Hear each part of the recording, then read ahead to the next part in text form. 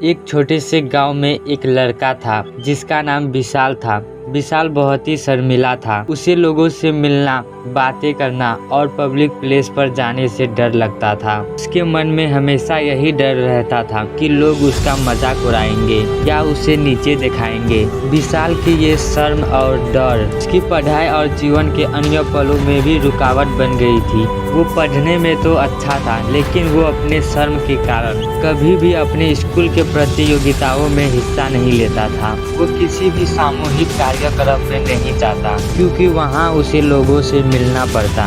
उसकी यही शर्म उसे अपने सपनों को पूरा करने से रोक रही थी। एक दिन गांव में एक प्रसिद्ध संत आए। संत अपनी सूझबूझ और ज्ञान के लिए मशहूर थे। पूरे गांव में उनकी चर्चा हो रही थी। विशाल ने सोचा कि शायद संत उसकी समस्याओं का समाधान निकाल सके। उसने संत से मिलने का निर्णय लिया। संत से मिलने के बाद विशाल ने अपनी शर्म और डर की समस्या उनके सामने रखी। संत ने कहा, देखो बेटे, ये कोई समस्या नहीं, ये बस तुम्हारे मन का भ्रम है।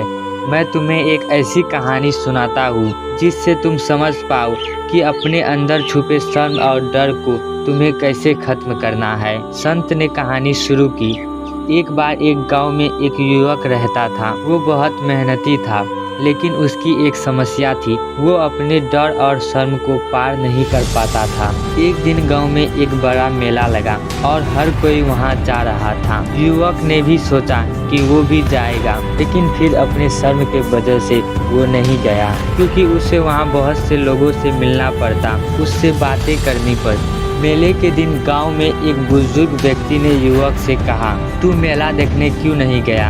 इस पर युवक ने जवाब दिया, बाबा, मैं मेले में जाना तो चाहता हूँ, लेकिन मुझे लोगों से मिलने में शर्म आती है और उससे बातें करने में डर लगता है। बुजुर्ग आदमी ने कहा, देखो बेटे, तुम्हें अपने डर को पार करना होगा, तभी तुम अपने सपनों को पूरा कर पाओगे।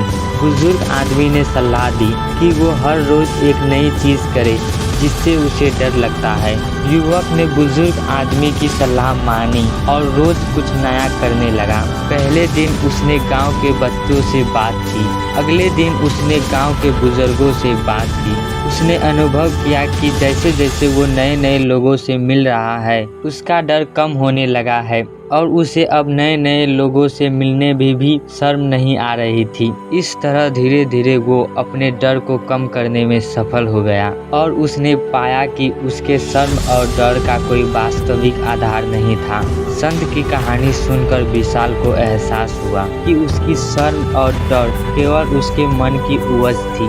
उसने भी संत की सलाह पर अमल करने का निर्णय लिया। वो हर दिन छोटी छोटी चुनौती लेता गया और उसे हल करता गया।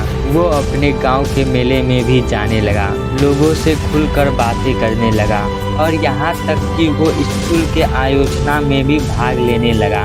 उसकी मेहनत और संत की सलाह ने उसकी जिंदगी बदल दी। अब वो न केवल अपने डर को पार कर चुका था, बल्कि अपनी पढ़ाई और जीवन के अन्य पलों में भी सफल होने लगा।